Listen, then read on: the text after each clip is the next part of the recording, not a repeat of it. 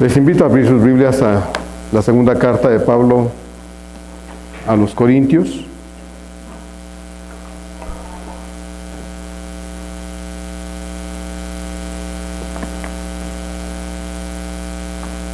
Segunda carta de Pablo a los Corintios, capítulo 11.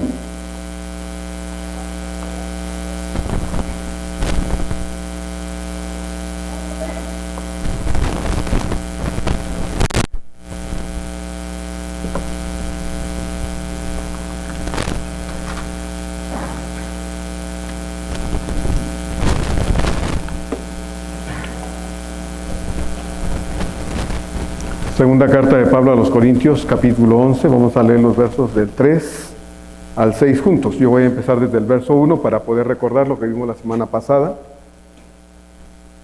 Pero vamos a leer juntos del 3 al 6 solamente. Bien, dice así la palabra del Señor. Segunda de Corintios 11, 3 a 6. Yo leo los versos del 1, desde el 1. Dice: ojalá me toleraseis un poco de locura. Sí, toleradme, porque os celo con celo de Dios, pues os he desposado con un solo esposo para presentaros como a una virgen pura a Cristo juntos. Pero temo que como la serpiente con su astucia engañó a Eva, vuestros sentidos sean de alguna manera extraviados de la sincera fidelidad a Cristo. Porque si viene alguno predicando a otro Jesús que el que os hemos predicado, o si recibís otro espíritu que el que habéis recibido, u otro evangelio que el que habéis aceptado, bien lo toleráis. Y pienso que en nada he sido inferior a aquellos grandes apóstoles, pues aunque sea tosco en la palabra, no lo soy en el conocimiento. En todo y por todo os lo hemos demostrado. Amén. Nuestra lealtad a Cristo no debería ser un asunto a discusión o que en un momento dado se pusiera incluso bajo cuestionamiento. Porque cada uno de nosotros como hijos de Dios deberíamos estar absolutamente convencidos de que caminamos con Cristo día a día por convicción, convencidamente y no por obligación. Porque caminar con Cristo requiere de nosotros, si es que lo hacemos por convicción, por convencimiento, algo deseable que produce y trae gozo a nuestra vida en la experiencia con Él cada día. El tema de esta reflexión es: nuestra lealtad a Cristo es incondicional. Nuestra lealtad a Cristo es incondicional. Hoy en la semana una pequeña explicación, que más que explicación era una especie de reflexión acerca de un texto que para mí siempre ha sido muy impactante, porque estas palabras que vamos a leer ahorita, hermanos, están en un contexto muy complicado, en un contexto difícil, en un tiempo demasiado difícil. Es el que el escritor del Apocalipsis registra ahí en el capítulo 2, en el verso 10, cuando dice: a la iglesia de Esmirna. Recuerda que el Señor habla ahí, escribe algunas iglesias, y una de ellas es la iglesia de Esmirna. La palabra Esmirna literalmente significa mirra. Y la mirra era una especie de aceite extraído de unas plantas que debían molerse, para que al molerse de manera muy fuerte pudiera extraerse precisamente ese aceite. Entonces, cuando leemos la carta a la iglesia de Esmirna, podemos entender que es una carta dirigida a una iglesia en medio de terribles sufrimientos. Pero las palabras que el Señor le dice a la iglesia de Esmirna, en un tiempo muy difícil en que la iglesia estaba enfrentando crisis y aún la muerte por ser cristianos, a mí me impacta mucho, porque dice el Señor a la iglesia de Esmirna en el verso 10 del capítulo 2, no temas en nada lo que vas a padecer.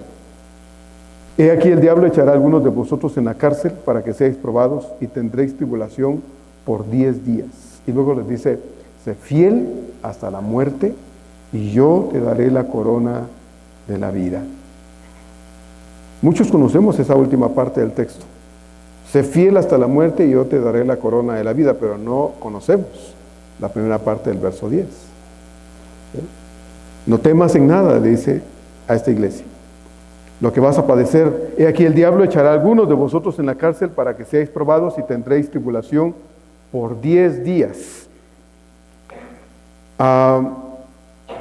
Dios sin duda alguna, hermanos, nos da oportunidades y nos permite a nosotros la ocasión y el tiempo para poder tener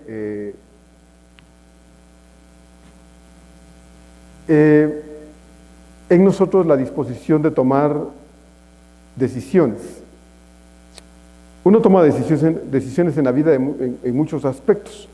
A diario tenemos que tomar decisiones. Desde el momento en que usted despierta y decide levantarse para irse a trabajar, a atender sus asuntos, llevar a los hijos a la escuela, lo que sea, empieza a tomar decisiones. A veces decisiones equivocadas, pero al fin y al cabo siempre estamos decidiendo. Y una de las decisiones que debemos tomar como creyentes es, yo quiero ser leal a Dios, yo quiero ser fiel a Dios. Porque si uno dice, no, esa respuesta va a ser fácil vivirla. No ser fiel a Dios, hermanos, es demasiado fácil. Pero si usted dice, yo quiero ser fiel a Dios, desde ese instante, todo el infierno se va a volver contra usted. Porque al diablo no le gusta, no le conviene, no quiere que usted sea fiel. Entonces, Dios le dice a la iglesia de Esmirna, sé fiel hasta la muerte y yo te daré la corona de la vida.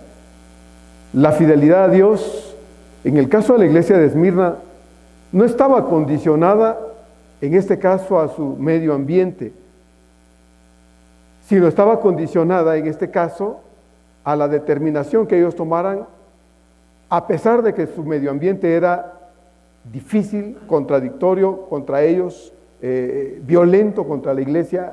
Ahí una decisión que ellos debieran tomar desde el corazón y no de manera arrebatada. Hace unas semanas atrás, cuando empezamos el año, yo le decía que el cristianismo debería ser, hermanos, siempre una experiencia de gozo, de paz, de alegría, de emoción. Porque a veces el cristianismo para muchos son como esa idea de la cuesta de enero. Aplicando ese asunto de, para muchos se gastaron todo el dinero en diciembre, estrenaron, pasearon, comieron, lo que fuera, y ya ha llegado enero, híjoles, hay que pagar la luz, hay que pagar el agua, hay que pagar esto, hay que pagar la tarjeta que la dejaron así de choncha, de tantos gastos. Es decir, no pensaron que había que comenzar un nuevo año y que el nuevo año traía de nuevo todo lo que implica la vida cotidiana. Pero, como decía mi madre, cuando hay hasta reventar. Entonces, bueno, pues sí, se dieron gusto, se pusieron, se divirtieron, comieron, disfrutaron, y ahora la cuesta de enero, ¿verdad? Ahí van arrastrándose económicamente hablando. Muchos cristianos empiezan así el día a día, no digamos un nuevo año, sino el día a día. O sea, uno se puede emocionar, y emocionado puede uno decir cosas. Por eso la Biblia habla acerca del que está enfermo y le dice, estás enfermo, piensa bien lo que vas a decir cuando estás orando. Porque una persona enferma, y si la enfermedad es una enfermedad terrible, está diciéndole, Dios, si tú me sanas, si tú me levantas de esta cama, si tú, Señor, me sacas de esta enfermedad, yo, mejor pon dedo en tu boca y no hables y no digas lo que no vas a hacer. Si tú me sanas, yo no voy a faltar al templo, Señor. No, ya sano se le olvidó. No para de andar de aquí para allá, porque finalmente ahora está sano. Entonces, pues, ¿cuándo tiene tiempo para Dios? Hay que disfrutar la vida, Dios lo sanó. Y tú me sacas de este problema, y hay promesas que desgraciadamente no tienen cumplimiento, y entonces hablar es fácil. Decir muchas cosas, hermanos, y que se nos salgan de esta boquita y la lengüita que se mueve porque no tiene hueso, se mueve tan fácilmente, pues bueno, es muy, muy fácil. Dios le dice a la iglesia de Esmirna, sé fiel hasta la muerte. Y sé fiel en un contexto donde hay violencia contra ti, donde hay oposición contra ti, donde aún Dios le está diciendo a la iglesia, el diablo echará a algunos de ustedes en la cárcel y serán probados por 10 días. Pero sean fieles, ¿sí? Sigan siendo fieles. ¿Hasta cuándo? Hasta que me canse, hasta que se me agote la paciencia. ¿Hasta cuándo? Hasta la muerte, dice el Señor. Sé fiel hasta la muerte. Y entonces yo te daré la corona de la vida. Cualquiera puede decir, pobres cristianos de Esmirna, no solo la estaban pasando terrible por el medio ambiente hostil que vivían, sino que a pesar, aún con todo y eso, Dios les dice, sigan siendo fieles, sigan, porque no es que van a ser fieles a partir de ahora, no, han sido fieles, y el Señor les dice, sigan siéndolo. La idea ahí en el texto no es que van a ser fieles a partir de, no, han estado portándose de manera fiel con Dios, sigan siendo fieles. ¿Hasta cuándo? Hasta que la vida termine, ¿sí? Hasta que la vida termine. La orden es, permanezcan siendo fieles, permanezcan siendo fieles. Pero, ¿qué es la fidelidad, hermanos? ¿Qué es la lealtad? ¿Qué es la fidelidad? ¿Qué es la lealtad?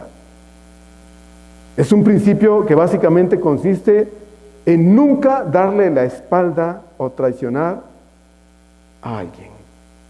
Esa es la lealtad, esa es la fidelidad. Es un principio que básicamente consiste en nunca traicionar, nunca darle la espalda a alguien. Cuando una persona se casa con otra, se prometen lealtad, ¿verdad? Frente a la autoridad, porque con ellos se cumple primero. Yo te voy a ser fiel hasta cuándo, dice el muchacho, el novio, el esposo. Yo te voy a ser fiel, no dice, no voy a hacerte fiel hasta que me enamore de alguien más. Eso no dice. Voy a hacerte fiel hasta que aparezca otra, más guapa que tú. No, eso no dice. Si le dijera eso antes de casarse, no se casa, por tonta se casa, ¿verdad? Ni ella le dice eso al muchacho. Entonces, dice, hasta la muerte. Y cuando nosotros celebramos una boda, ¿ya? Y damos gracias a Dios porque el pastor no casa a nadie, damos gracias a Dios por un matrimonio que ya se ha efectuado de manera civil, agradecemos a Dios porque ya han hecho una promesa ante Dios. Y esa promesa es, vamos a ser leales, fieles, uno al otro, hasta que la muerte termine con esta relación. Porque la muerte es la única que puede disolver el matrimonio, a los ojos de Dios. Por eso antes es un anuncio, ¿verdad, muchachos? Fíjense bien con quién andan, porque una vez que ya se pusieron la soga en el cuello, ya no hay para atrás. Ya no hay. Ante Dios ya no. Ante Dios ya no. Pablo estaba muy preocupado por la salud espiritual de la iglesia corintia. Existía el riesgo de que ellos dejaran de oír al Señor por prestar atención a quienes no debían oír. Estaban en el riesgo de irse por el camino equivocado por prestar atención a aquellos que querían sacarlos del camino correcto y llevárselos con ellos al barranco. Pablo estaba muy preocupado. Como pastor le angustiaba terriblemente que esa iglesia por la que el Señor, no él, el Señor había dado todo, parara lejos del Señor. Eso es lo que a Pablo le angustiaba. Y entonces él se arriesga amonestando, enseñando, insistiendo, enviando personas, atendiendo a la iglesia, porque como pastor, él no quiere que la iglesia, en el caso de los corintios en su momento, él no quería que esta iglesia parara lejos del Señor. Por eso es que leí desde el principio, Pablo le dice, pues si toleran a aquellos, si aguantan que estos les digan cosas y se enseñoreen de ustedes, si lo toleran, aguántenme a mí ahora entonces. Un poquito de locura, ¿sí? Aguántenme. Y Pablo dice en el verso 2, porque os celo con celo de Dios. Mire, Pablo no estaba celoso de aquellos porque estos estaban llevando ciertos beneficios. Mire, a Pablo, como le dije hace 8 días, hermano Pablo, ni le interesaba nada de los corintios, él no andaba tras de las cosas de los corintios. Por eso es que él dice, lo vimos en la primera carta, nadie tiene que quitarme esta mi gloria de que yo no he sido carga para ustedes. Ustedes no han tenido que gastar un centavo en mí. No pueden decir es que hemos mantenido a Pablo, y no solo a Pablo, sino a todos los que trabajan con él. Y ha sido pesada la carga económica que desde que conocimos a Pablo hemos tenido sobre nosotros, porque jamás la iglesia de los Corintios gastó un solo centavo en el mantenimiento de Pablo y su ministerio y el equipo de misioneros que estaba juntamente con Pablo siempre trabajando. Así es que Pablo dice, a mí no me interesa nada de ustedes. El celo que tengo de ustedes o por ustedes se debe al hecho de que veo cómo coquetean con lo que no es Dios, con lo que no tiene que ver con Dios, y bien que le hacen caso al diablo. Y como dije, hermanos, uno puede decir muchas cosas. En un momento de apertura de la que sea, hacer promesas a Dios y al final de cuentas no cumplirlas. ¿Desear ser fiel está mal? No está mal desear algo, pero el deseo que no se efectúa, el deseo, hermanos, que no nos lleva a la acción, a tratar de procurar que eso sea una experiencia de todos los días, no tiene sentido. No tiene sentido. Entonces Pablo dice, yo lo celo con celo de Dios, porque yo les presenté a un novio y los he comprometido con ese novio, y deseo que cuando ustedes lleguen a la boda con ese novio, ustedes sean la iglesia pura, una iglesia inmaculada, una iglesia sin manchas, una iglesia que se mantenga leal, fiel al novio, al prometido. Eso es lo que yo deseo, dice Pablo, y por eso es que me he tomado la libertad de ser a veces tosco con ustedes, de ser a veces duro, insistente en las cosas, porque más vale que digan, si ese Pablo regañón no nos deja en paz, a que digan, ¿dónde está? Ni siquiera se ha ocupado de nosotros. Prefiero eso, dice Pablo. Por eso es que el celo, como le dije hace 8 días, el celo humano es destructivo. Vigila, tiene miedo, es abusivo, arrebata, lastima, ofende. Pero el celo de Dios no, hermanos. El celo de Dios no trae a nadie aquí de las orejas. No, hermano. Bendito sea Dios. Él nos da libertad. Él nos da libertad para tomar decisiones. Y obviamente puedo de alguna forma sentir la preocupación de Pablo cuando veo y digo, ¿dónde está el hermano, dónde está?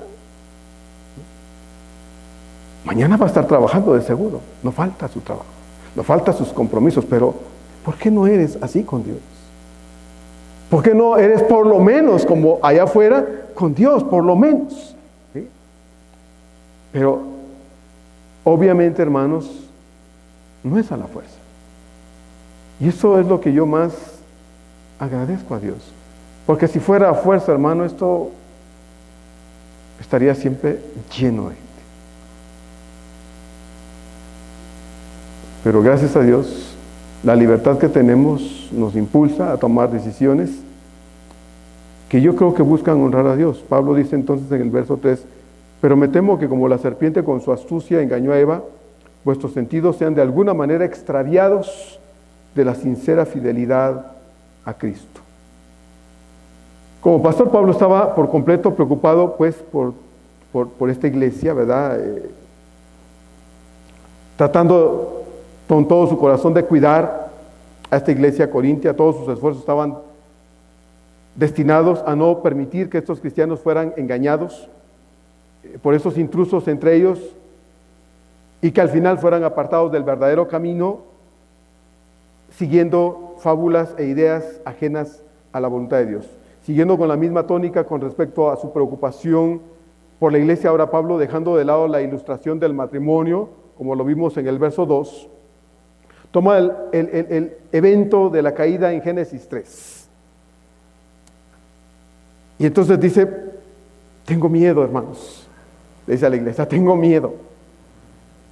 Y el miedo de Pablo, hermanos, tiene un fundamento.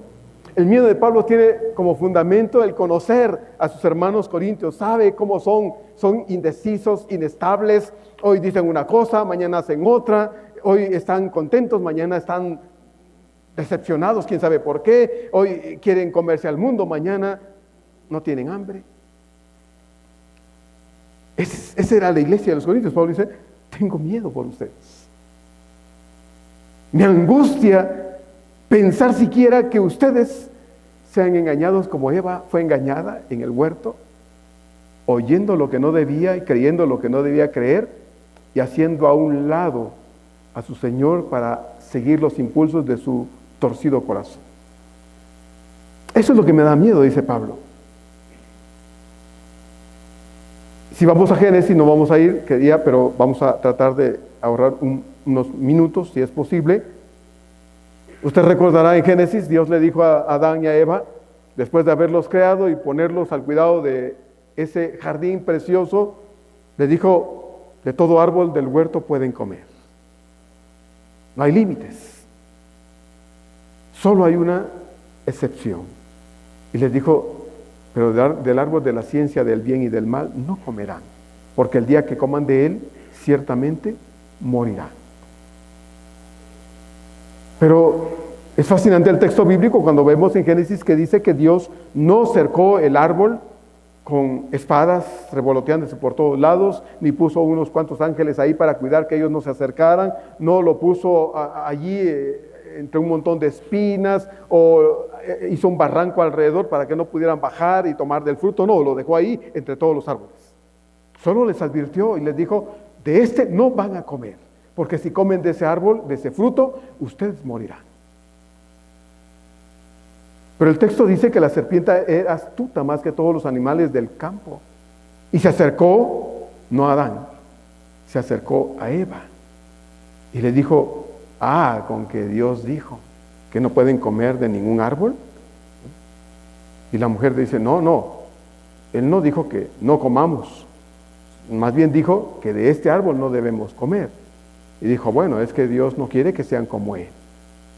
Y empezó a engatusar a Eva y empezó a envolverla en una serie de ideas y pensamientos que no estaban en la mente y el corazón de Eva, hasta hacerla dudar acerca de Dios y de su amor de Dios y de su lealtad de Dios y de sus cuidados de Dios y de su verdad.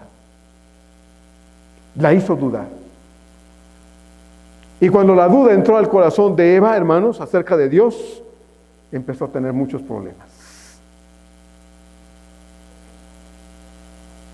Porque dice el texto que entonces Eva vio el árbol y lo vio árbol codiciable, deseable, para obtener la sabiduría. ¿Lo había visto antes? Sí, ahí estaba.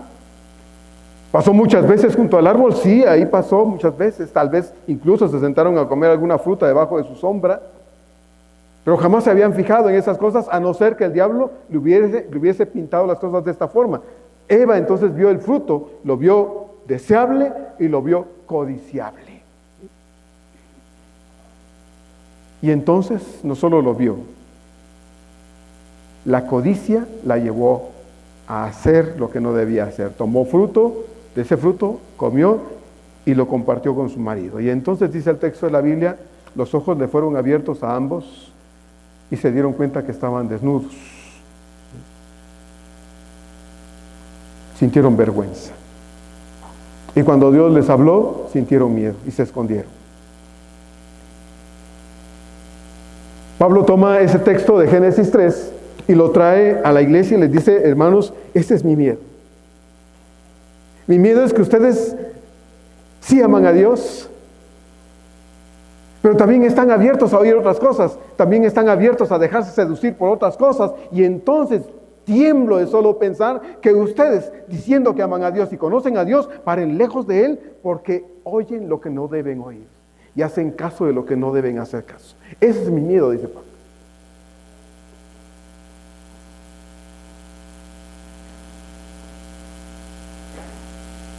Toma este ejemplo para acentuar su preocupación por la iglesia de quienes él se siente responsable.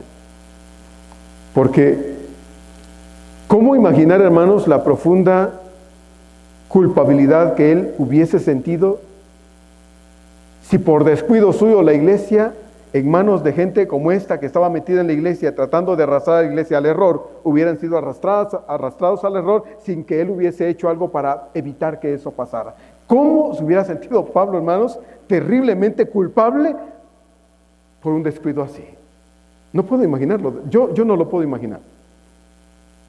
Pero pienso, hermanos, que aun cuando Pablo no había sido irresponsable en el cuidado de la iglesia, porque en realidad no había sido irresponsable, él había sido muy cuidadoso, había tratado, hermanos, de estar al pendiente de los hermanos, había hecho todo lo que estaba en sus manos hacer para que la iglesia pudiese estar bien y erradicar el riesgo, el peligro cercano a ellos. Como pastor enseñó, como pastor predicó, como pastor exhortó, como pastor regañó, como pastor disciplinó, como pastor tomó el tiempo para tomar hermanos en los que él tenía confianza para decirles: vayan y pastoreenlos, vayan y cuiden esa iglesia, vayan y enseñen esa iglesia, vayan y estén allí, porque yo no puedo, pero vayan ustedes. Como pastor se ocupó de cuidarlos, hizo lo que estaba en sus manos hacer y lo hizo responsablemente. Pero Pablo, yo no me imagino a Pablo sintiéndose culpable de haber dicho: pude haber hecho más y no lo hice, y asumir una culpa que no recaía del todo en él. Lo que en él recaía lo trató de hacer y lo hizo lo mejor posible. Pero Pablo dice: me temo.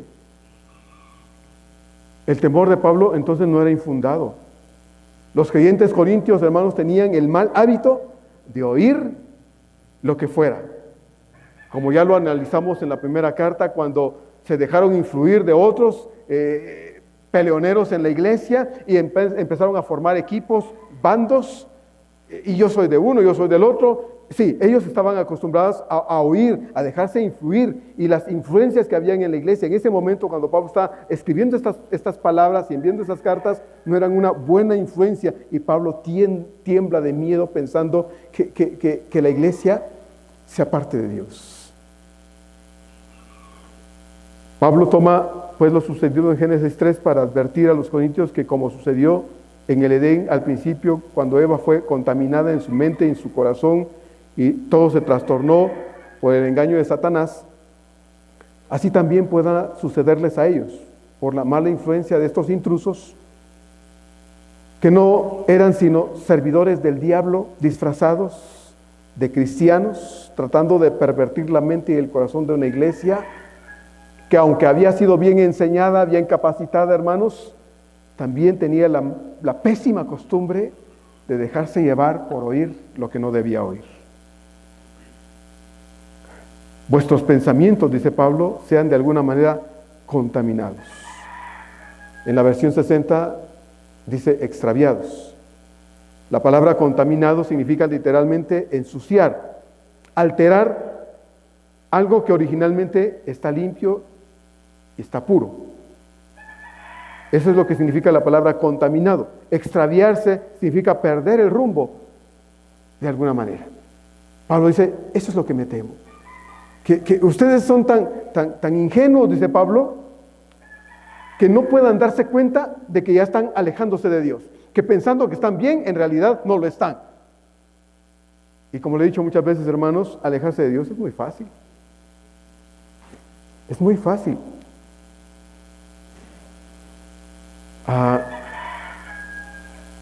Dios dice en su palabra que debemos congregarnos. Habrá ocasiones cuando por alguna buena razón no podamos estar. Dios lo sabe. Dios lo sabe. Pero ¿sabe qué es lo riesgoso? Creer que tenemos la razón cuando estamos haciendo de la ausencia de la casa de Dios un mal hábito, y pensar todavía: Dios sabe que no puedo. Y nos animamos a decir: Dios sabe que no puedo. Cuando Dios, que sabe la verdad, sabe que no te estás esforzando, que no estás siendo diligente en ese sentido y estás siendo irresponsable con algo que no es ajeno a Dios, porque la iglesia y Cristo son uno solo. No puedes decir que estás bien con la cabeza haciendo a un lado al cuerpo del Señor. Y no puedes decir que estás bien con el cuerpo del Señor si estás minimizando y estás haciendo de menos a la cabeza de ese cuerpo. El cuerpo y la cabeza somos uno. Y si tú estás bien con la iglesia, necesariamente tienes que estar bien con Cristo. Si estás bien con Cristo, necesariamente tienes que estar bien con la iglesia, que es el cuerpo del Señor. Las dos cosas están unidas eternamente.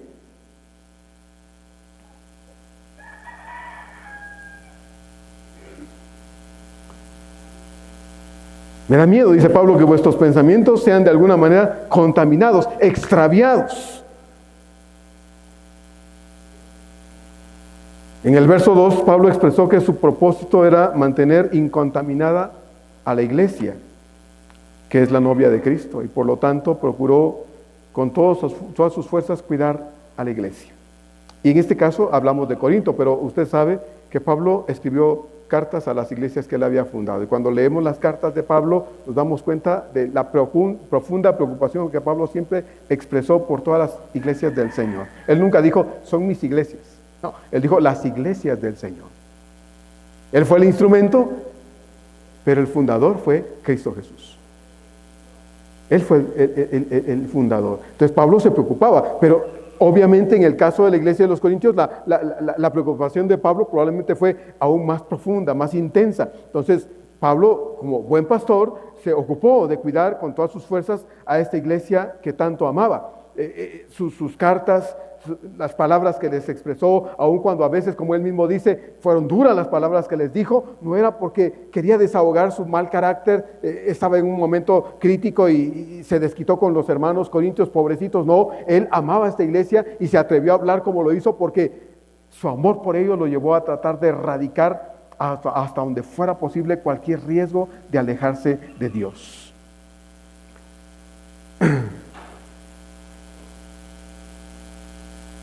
Su amor por los corintios, su amor pastoral, lo llevó a tratar de esforzarse para cuidar de que no se dejaran engañar y pararan extraviados, contaminados, separados de la comunión con Cristo. Solían ser poco cuidadosos, irresponsables, poco responsables de sí mismos en su vida espiritual.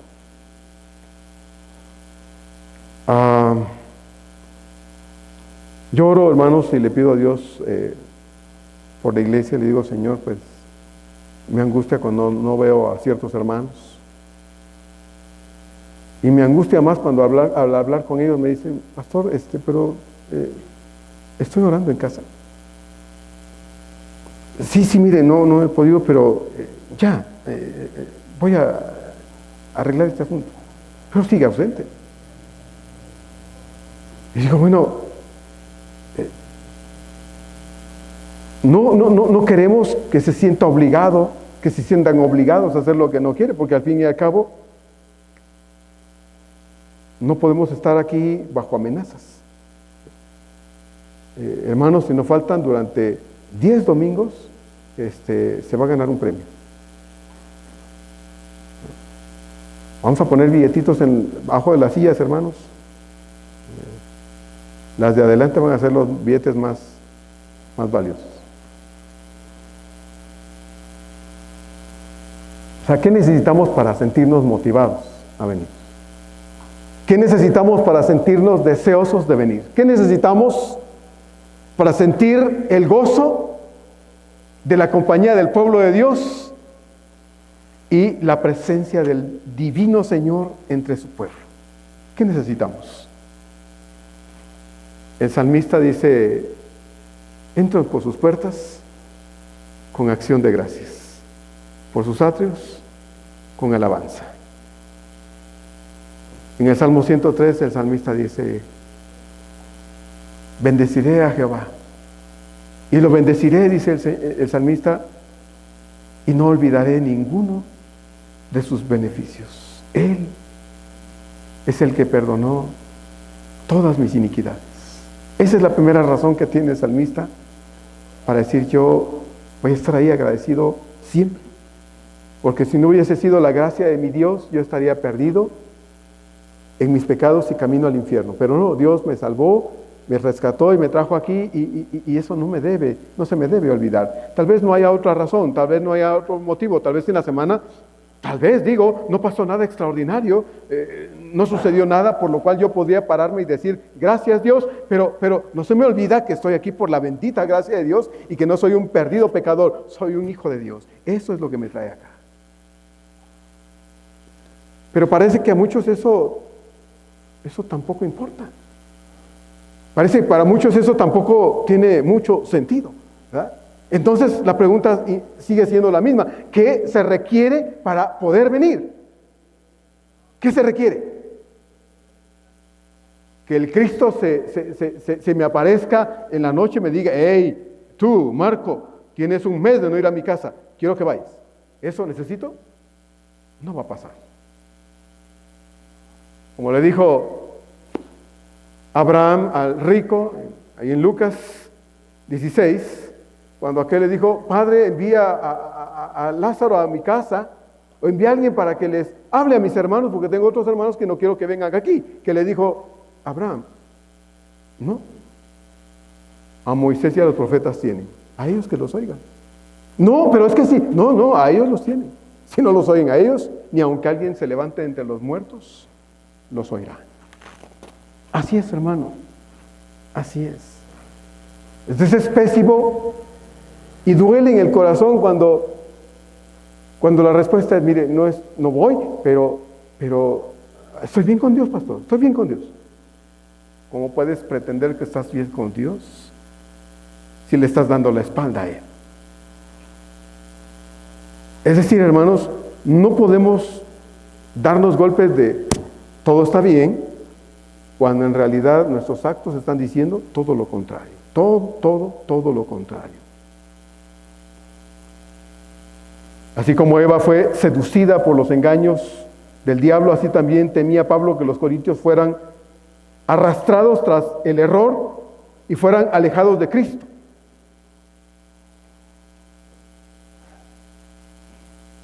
Y tiemblo, hermanos. A mí, cuando veo este texto aquí en la palabra de Dios, créame que tiemblo y le digo, Señor, yo no puedo obligar a los hermanos a estar. Yo no puedo obligar a los hermanos a hacer lo que no quieren.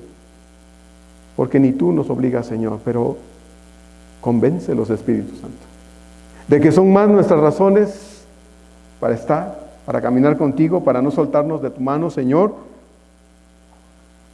que las que creemos o creeríamos tener para decir, no, yo me las puedo solo y no necesito de nadie, ni de Dios. Porque cuando hacemos nuestra voluntad, eso le estamos diciendo a Dios, no te necesito. No te necesito, yo me las puedo solo. Eso es lo que le decimos a Dios. Y aunque en papel escribas, soy cristiano evangélico bautista de los últimos tiempos.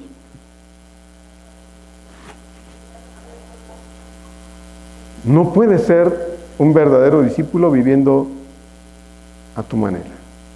No es así. El verdadero discípulo renunciaba a todo. Los discípulos le dijeron eso al Señor alguna vez, Señor, nosotros lo dejamos todo para seguirte. Todo lo dejamos. ¿Les aplaudió el Señor? No. No les aplaudió. ¿Qué dejamos nosotros? Hay un himno en nuestro himnario que así dice, ¿qué dejas tú por Él? Él dejó todo por nosotros. ¿Qué dejas tú por Él? Entonces, Pablo se preocupaba obviamente porque estos creyentes eran dados a oír cualquier cosa y a emocionarse y entonces dejarse arrastrar. ¿Cuánto me preocupa a mí, hermanos? Entonces, cuando veo que está coqueteando con aquello que le va a apartar de Dios y usted no se da cuenta. Y le sigue el juego a la serpiente. Y le sigue el juego al diablo. Y no hace nada para decir, no, yo voy a oír a mi Señor. No voy a oír mentiras, no voy a oír engaños. No hace nada para corregir lo que haya que corregir. Pablo dice en verso 4, porque si viene alguno predicando a otro Jesús que el que os hemos predicado,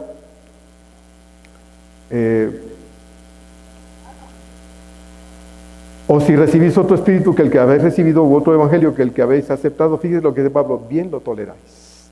bien lo toleráis. Pablo al final del verso 3 dice,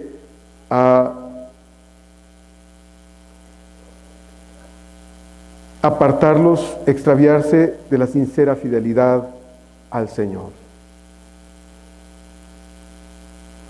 Algo que todo creyente debemos tener muy claro es que el diablo siempre hace su trabajo, hermanos. Ese no duerme, ese no descansa. Su tiempo está limitado y lo sabe bien, por lo tanto, va a tratar de arrastrar a cuantos cristianos pueda al error y va a tratar de separar de su Señor a cuantos cristianos pueda, porque ese es su trabajo. Nuestro deber, hermanos, es, como dice Pablo, portarnos varonilmente y esforzarnos y procurar con todo nuestro corazón que nada nos va a apartar de Él. Como dijo el Señor a la iglesia de Esmirna, sé fiel, aunque la fidelidad te exija pagar un costo y el costo sea demasiado elevado. En el caso de los creyentes de Esmirna era perder la vida. En el caso suyo, ¿qué será? En el caso nuestro, ¿qué será? Pues dejar de hacer algo que es bueno, pero no lo es más, y no es más importante que Dios. ¿Qué será? Atender algunas cosas que pudo haber atendido ayer, o puede atender mañana, o puede atender por la tarde, pero dejarlas porque es más importante buscar a Dios que eso. Yo creo que eso es lo que debemos decidir. Eso es lo que debemos decidir.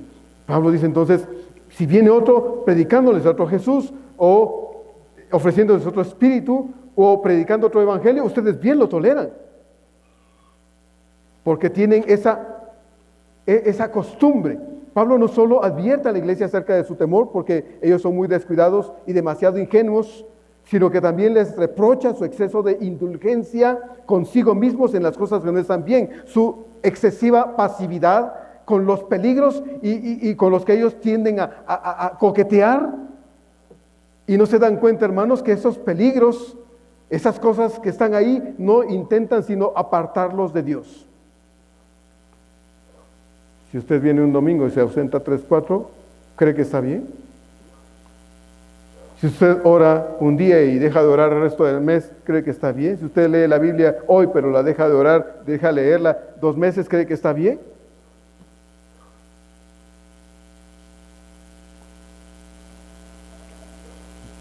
Pues eso no está bien.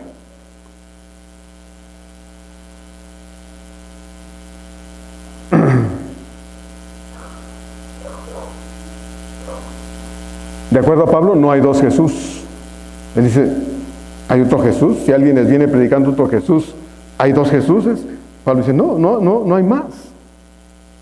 Lo que Pablo quiere decir aquí es que estos entrometidos mentirosos que estaban en la iglesia enseñando y predicando en Corinto eran proclamadores de otras verdades, de otras realidades, de otras cosas diferentes al evangelio cristocéntrico que Pablo había predicado, al evangelio centrado en la persona de Jesús que él les había ofrecido desde un principio. Y Pablo dice, bueno, no es que hayan 2 Jesuses, pero parece que hubieran 2 porque ustedes oyen esto distinto a las enseñanzas del verdadero Cristo, que no es sino un evangelio que nos llama a un compromiso del corazón, que nos mueve a que nosotros podamos tomar decisiones en las que permanezcamos, aunque a veces el permanecer en esas decisiones nos exija el pago de un precio altísimo. Eso es lo que Pablo está diciendo, pero no hay 2 Jesuses.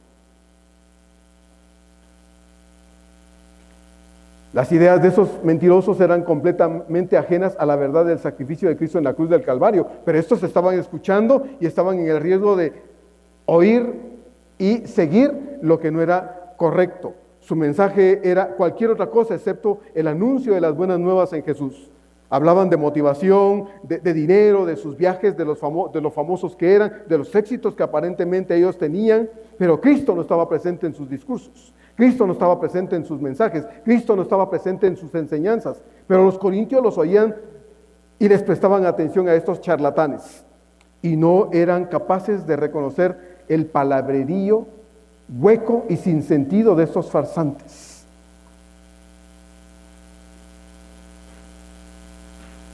Hoy tenemos, gracias a Dios, medios electrónicos. El Internet es una bendición, hermanos. Usted puede meterse al Internet en la semana, oír un estudio, una predicación, y no está mal. Pero tenga cuidado de lo que oye.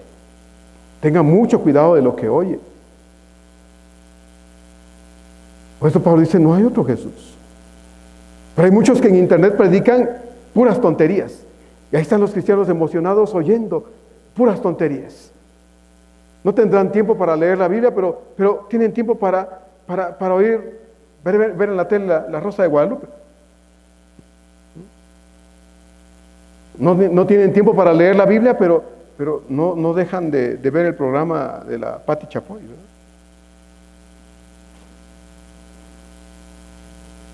No tendrán una buena Biblia en casa, pero no dejan de comprar su revista de chismes. Entonces, hermanos, claro que Pablo estaba angustiado y terriblemente preocupado, lleno de temor por una iglesia que era demasiado consecuente con lo malo. O si recibís, dice Pablo, otro espíritu que el que habéis recibido. En esta frase la palabra espíritu, si se da cuenta, está ahí con minúscula, porque no está hablando del Espíritu Santo. Está hablando de la actitud de estos, tratando de convencer a la iglesia y mover a la iglesia a hacer cosas que no han sido, a las que no han sido enseñadas. Pablo nunca les enseñó cosas torcidas de Dios, porque, hermano, Dios no tiene nada torcido en su verdad. La verdad de Dios es recta. Es una sola. Alguna vez le dije, no sé aquí, pero allá en mi tierra, alguna vez apareció un libro llamado Los renglones torcidos de Dios. Dios no tiene renglones torcidos. Nada malo hay en Él. En Él, dice el apóstol Pablo, todo es sí, y en Él es solo amén. No hay medias verdades en el Señor. Todo es la verdad. Él es la verdad. Él lo dijo. Yo soy el camino y soy la verdad. No soy una entre tantas, no. Yo soy la verdad. Esa verdad es la que hemos creído, hermanos. Esa verdad es la que se ha venido a sentar en nuestro corazón. Es la persona de Jesús morando en nuestro corazón. Cuando Él vino a nuestro corazón, la persona del Espíritu Santo vino a morar y ser el sello de la pertenencia nuestra a Él. Entonces Pablo dice, no les hemos predicado tu espíritu, porque la actitud con la que estos vienen es una actitud diabólica. Ellos están tratando de separarlos a ustedes de Dios y ustedes están jugando con el riesgo de parar lejos de Él si siguen escuchando lo que no deben escuchar. Estos farsantes estaban tratando de arrastrar juntamente con ellos a la iglesia a asumir una vida contraria a la vida cristiana verdadera. Al decir Pablo, otro espíritu, está advirtiéndoles a los corintios que si siguen prestando atención a las falsedades que estos mentirosos les dicen, ellos van a terminar lejos de Dios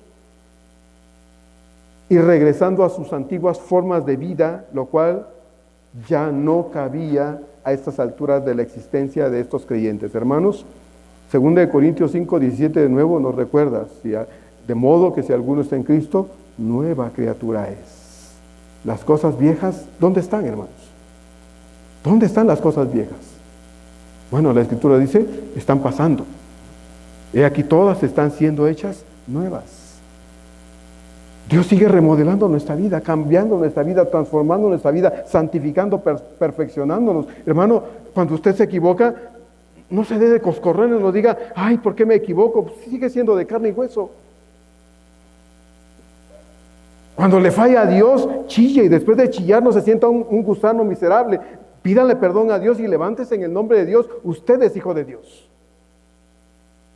A menos que no lo haya conocido. Pero los hijos de Dios nos equivocamos. Nuestros errores constantes, nuestros pecados diarios nos recuerdan, eres un creyente imperfecto, estás en ese proceso. Pero hay quienes, hermanos, parece que están muy cómodos en esa imperfección. Y entonces esa vida antigua que debería de haberse dejado de notar o de verse estando dejando de notar en la vida de todos los días, se sigue notando. Y no se puede dejar de notar porque le gusta de vez en cuando regresar a su pasado y jalar algunas porquerías y disfrutarlas. Eso no debe pasar. No debe suceder.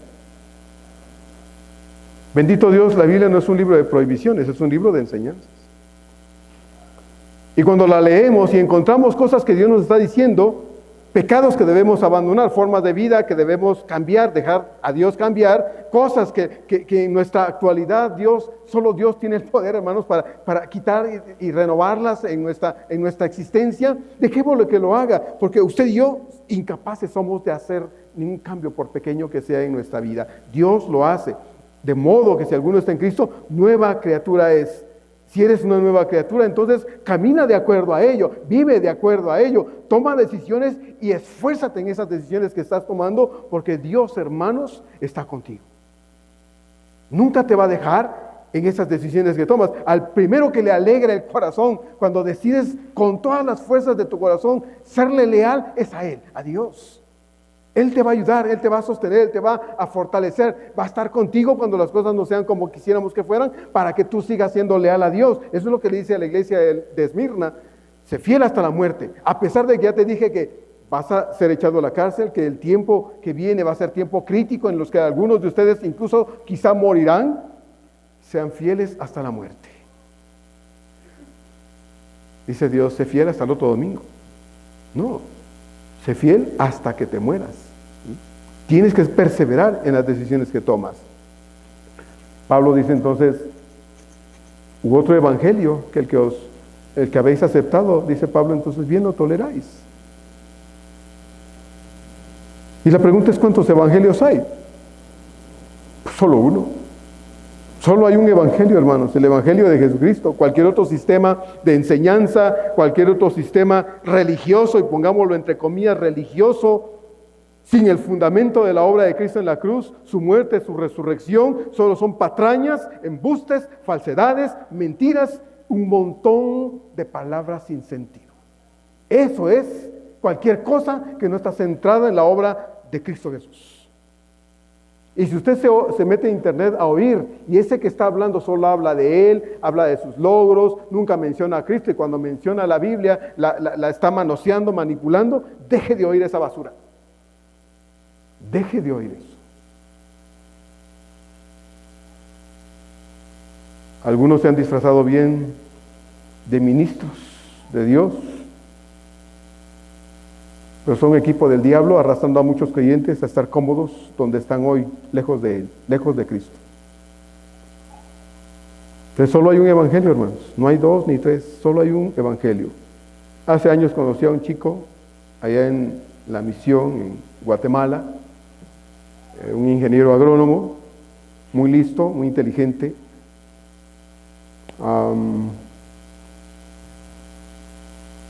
Él creyó en Cristo, gracias a Dios fue uno de los muchachos que empezó a trabajar en la iglesia. Me daba mucho gusto verlo sirviendo al Señor, muy emocionado. Llegaba al templo con su mamá, sus sobrinos, muy contento. Pero un día, hermanos, empezó a faltar. Y empezó a mostrarse indiferente. Y un día definitivamente ya no llegó. Lo fuimos a buscar, no quiso hablar con nosotros. Y su mamá, muy preocupada, me dijo: pastor, es que mi hijo ha estado leyendo cosas y no me gusta lo que lee. Mire lo que está leyendo ahorita, ¿no? Y fue y trajo un libro, y el libro se titulaba El Evangelio según el Espiritismo. ¿Así? El Evangelio según el Espiritismo. Y me dijo: pastor, así como este, son los libros que está leyendo. Y su mente se ha llenado de cosas raras. Me dijo: y ahora se ríe de mí, se burla de mí, me ataca, se burla de mis nietos, porque vamos al templo. Pues sí. Pablo dice: si viene alguno predicando a otro Jesús, o viene con otro espíritu diferente, o viene predicando otro evangelio del que ustedes han escuchado y lo han aceptado, dice, bien lo toleran. De buena gana, dice otra traducción por ahí, de buena gana lo oyen. Cuando Pablo llegó a Corinto años atrás, les predicó el evangelio del arrepentimiento. arrepentimiento y fe en el sacrificio de Cristo para perdón de pecados. Y ellos, al escuchar ese evangelio, lo entendieron y lo aceptaron sinceramente. Así que, ¿cómo era posible? Es la pregunta. ¿Cómo era posible entonces que prestaran atención a otro mensaje distinto al que habían oído, entendido y recibido? ¿Cómo era posible? Al aceptar el evangelio de Cristo, el verdadero evangelio, también recibieron al Espíritu de Dios, al Espíritu Santo. Al escribir Pablo a los Gálatas les dice así en la primera carta, en el primer capítulo de la carta a los Gálatas, en el capítulo 1, versos 6 al 9, les dice así Pablo a estos creyentes de Gálatas: estoy maravillado de que tan pronto os hayáis alejado del que os llamó por la gracia de Cristo para seguir un evangelio diferente. Y luego aclara Pablo, no que haya otro, sino que hay algunos que os perturban y quieren pervertir el evangelio de Cristo. Mas si aún nosotros o un ángel del cielo os anunciara otro evangelio diferente del que os hemos anunciado, sea anatema. Como antes hemos dicho, también ahora lo repito, dice Pablo, si alguno os predica diferente evangelio del que habéis recibido, sea anatema. Y la palabra anatema significa maldito. Pablo dice, bueno, si alguno viene predicando otro evangelio, ustedes bien lo toleran, bien lo oyen.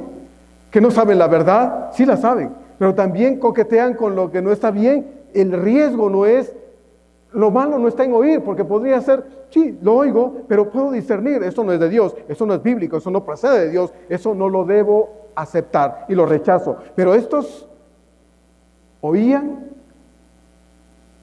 se ponían atentos y decían, está bonito.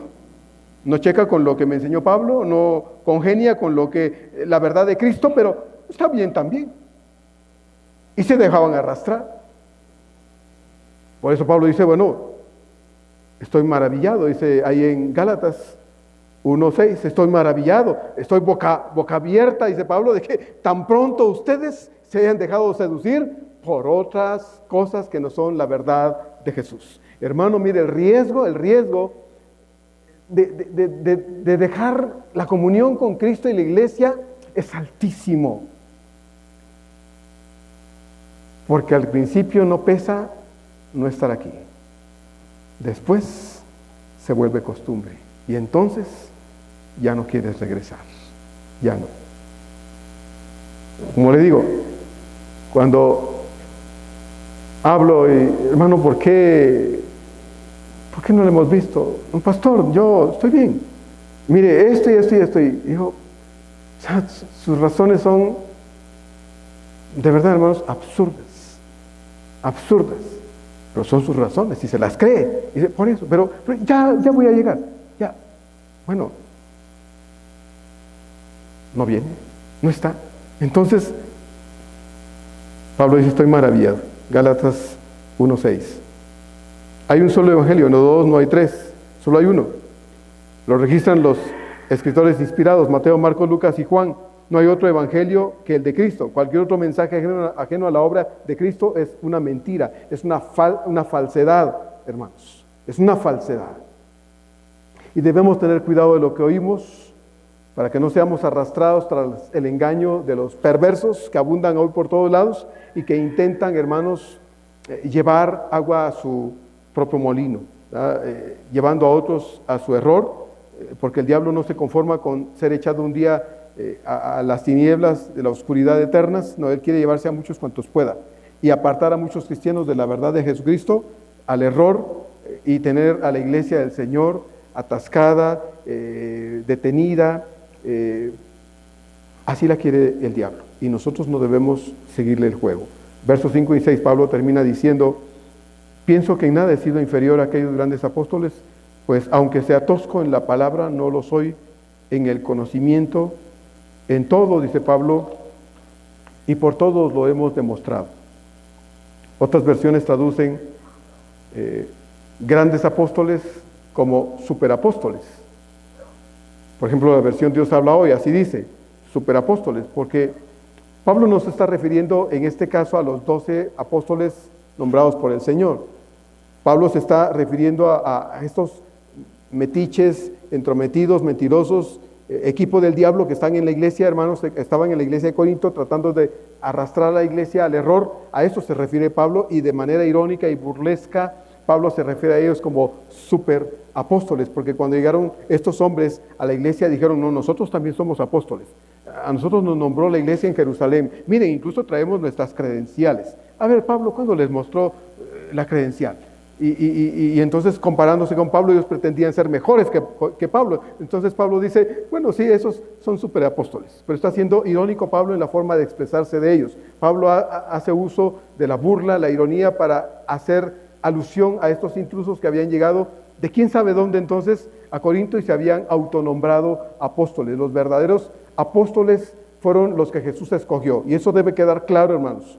Los únicos apóstoles fueron los que Jesús escogió, y de pilón, ¿verdad? Pablo dice, como un abortivo, Él me llamó a mí, a Pablo, a quien comisionó para ser apóstol a los gentiles.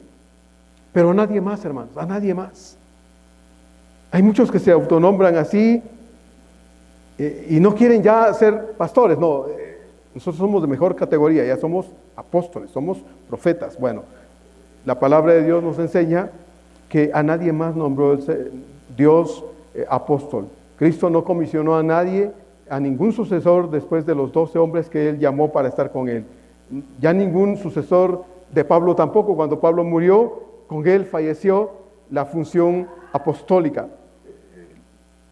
lo cual produjo como resultado que el apostolado, pues desde entonces, hermanos, ya no fuera un oficio ni continuo ni establecido para la iglesia. Ya no hay apóstoles, ya no hay profetas. Lo siento mucho, solo hay pastores. Y a los pastores son a los que Dios puso para cuidar su obra. Entonces, Dios tiene cuidado de su iglesia, sí, y lo hace a través de sus siervos, y trata de que a través de sus siervos la iglesia sea cuidada, protegida, preservada para Él. No es para el pastor, ese es otro error, no es mi iglesia, es la iglesia de Cristo. Allá afuera no dice iglesia del pastor Marco Tulio Ambrosio Sánchez, allá afuera dice iglesia cristiana, bautista, fuente de agua viva. Porque esta iglesia le pertenece a Cristo, Él fue el que dio su sangre, derramó su sangre por nosotros. Entonces, hermanos, el servicio en la obra de Dios, la permanencia de la iglesia en este mundo se debe a la lealtad de Cristo con la iglesia, y lo vimos la semana pasada. Cristo es leal con su iglesia, ahora Dios quiere que la iglesia sea leal a Él. Pablo no tenía por qué sentirse entonces menos que estos farsantes, y la iglesia corintia debía, a estas alturas en que estamos viendo el estudio, hermanos, debió haber definitivamente puesto un hasta aquí a estos mentirosos. Pablo cierra este párrafo haciendo un par de aclaraciones. Pablo dice que reconoce sus limitaciones. Claro que sí.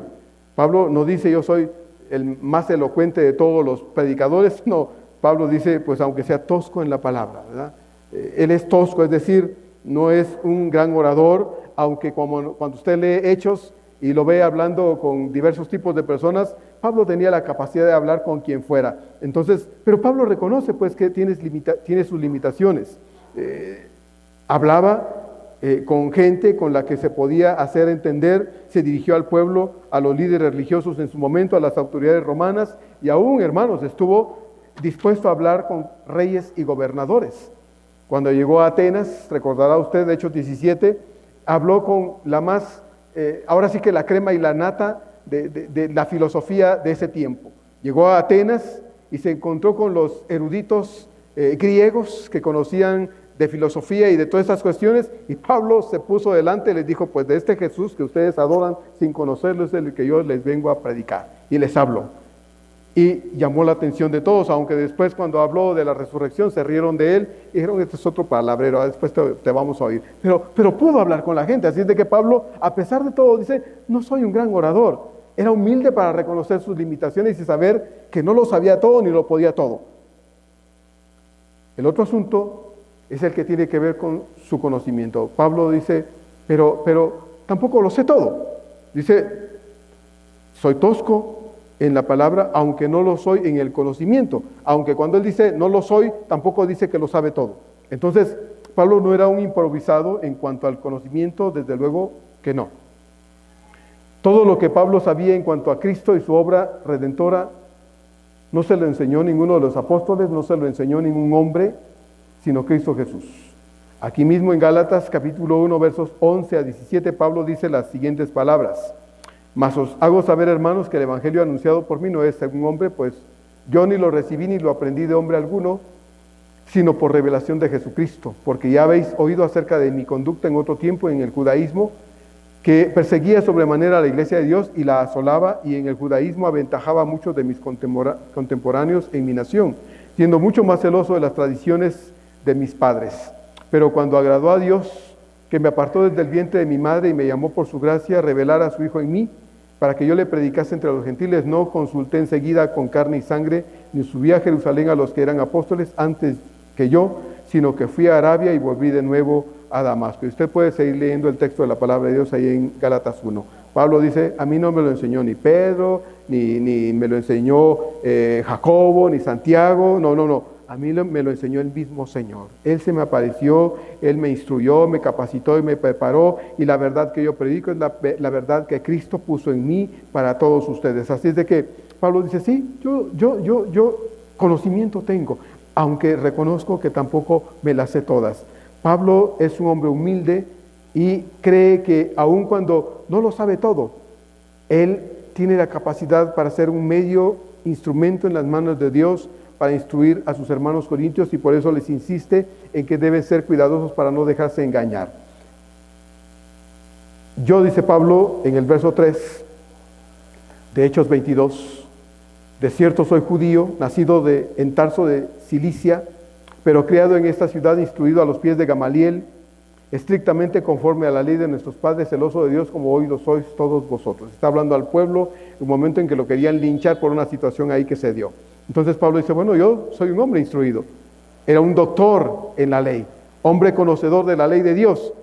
Pablo no se da, como dije desde hace 8 días, no se da aires de grandeza, y tampoco se echa flores como para pensar que la gente debía aplaudirle cuando él decía la realidad de su persona, porque reconoce que aunque sabe lo que está hablando, él no lo sabe todo a la vez.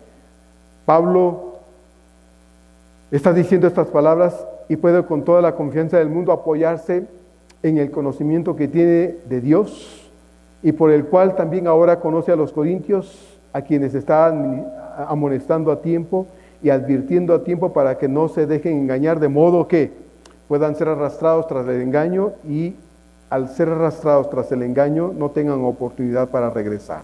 Necesitamos, hermanos, de esta Iglesia Bautista Fuente de Agua Viva, cuestionar nuestra comunión y nuestra relación con Cristo todos los días de ser posible. Ser capaces de ver hacia adentro de nuestro propio corazón para saber si de verdad nosotros estamos siendo leales a Dios, fieles a Dios, o estamos siendo capaces de darle la espalda a aquel en quien hemos dicho creer.